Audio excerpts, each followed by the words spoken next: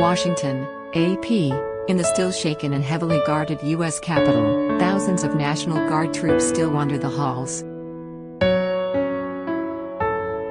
Glass windows remain broken. Doors swing without handles.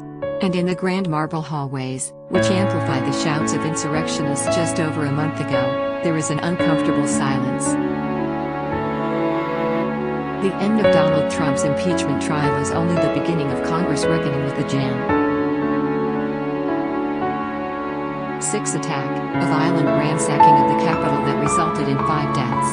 While the Senate has spoken on Trump's role in the violence, acquitting him of insurrection after a wrenching 5 days of impeachment testimony, lawmakers who fled the violent mob are still demanding answers.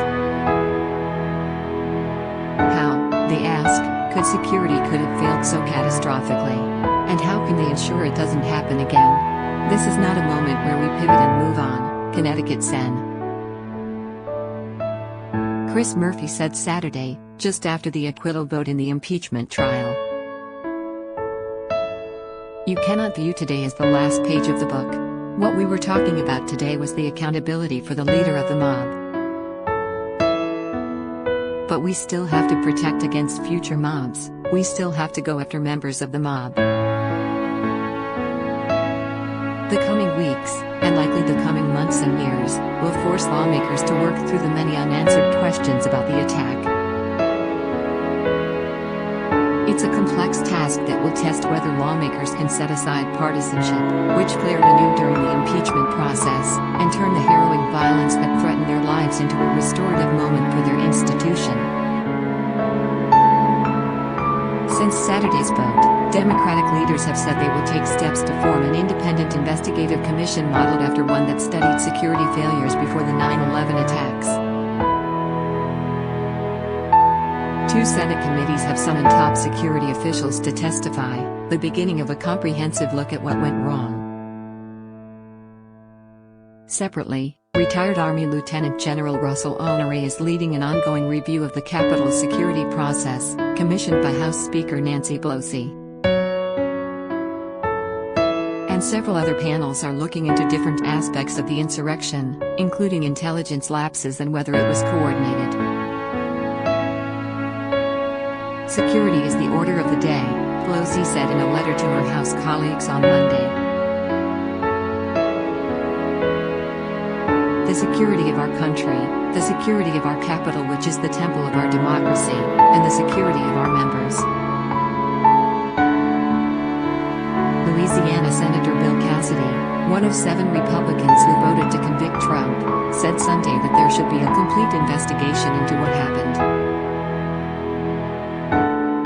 What was known, who knew it and when they knew, all that, because that builds the basis so this never happens again, he said. Legislation to set up the commission could be introduced in the House as soon as this week, according to a person familiar with the process and granted anonymity to discuss the planning. Senate Majority Leader Chuck Schumer is expected to support the commission, and a spokesman said Tuesday that he looks forward to it being approved by both chambers with overwhelming bipartisan support. At the White House, Press Secretary Jen Psaki said President Joe Biden supports it as well. Biden backs efforts to shed additional light on the facts to ensure something like that never happens again, she said. In her letter to Democratic colleagues, Pelosi said the House will also put forth supplemental spending to boost security at the Capitol. The first congressional hearings will come next week, with 2 Senate panels calling in the former chief of Capitol Police and the former heads of security for the House and Senate, all 3 of whom resigned immediately after the attack. The Senate Homeland Security and Governmental Affairs Committee and the Senate Rules Committee announced Tuesday that they had invited former Capitol Police Chief Stephen Sund, former Senate Sergeant-at-Arms Michael Stanger and former House Sergeant-at-Arms Paul Irving to the hearing, along with Robert Conti, the Chief of the District of Columbia's Metropolitan Police Department. The hearing will begin a broad examination of the security failures that led to the breach. In addition to the February 23 hearing, The two committees are pressing for information from almost 24 agencies and departments about the response. The security breakdown on January 6, as the House and Senate met for a joint session to count electoral votes, was severe. The Capitol Police had planned for a free speech demonstration, not a violent insurrection by Trump supporters to overturn the election. With the diminished security presence, the rioters not only breached the Capitol but entered the Senate chamber minutes after senators had fled. The rioters also tried to break through the doors of the House chamber with lawmakers still inside. Outside, they engaged in hand-to-hand combat with an outnumbered, ill-prepared Capitol Police force, which was eventually assisted by D.C. Police. The acting chief of the Capitol Police, Yogananda Pittman, has acknowledged the department knew before Jan. 6 that extremists and white supremacists could be in the crowd outside the Capitol. But she and other leaders are still pointing fingers about who was responsible for not bolstering security. The hearings and investigations, which will be conducted in both the House and Senate by several committees, are expected to help inform decisions about the wide perimeter around the building that has been in place since Jan. 6. The show of force has also angered D.C. residents who have to navigate blocked-off roads, and it has frustrated some lawmakers in both parties who believe the building should be open to the public. Outside of Congress, federal law enforcement has arrested more than 200 people who broke into the Capitol, and others have suggested that Trump himself could be criminally liable for his efforts to persuade officials to change election results and encourage his supporters to overturn his defeat.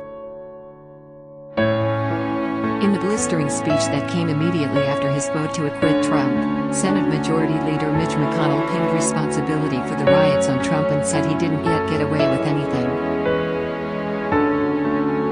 "We have a criminal justice system in this country, we have civil litigation," McConnell said. Still, inside the building, people are still dealing with the aftermath.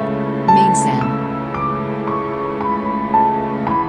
King, an independent who voted to convict the former president, said he's most worried about presidents who come after Trump, and what lessons they will take from the Senate's decision to acquit.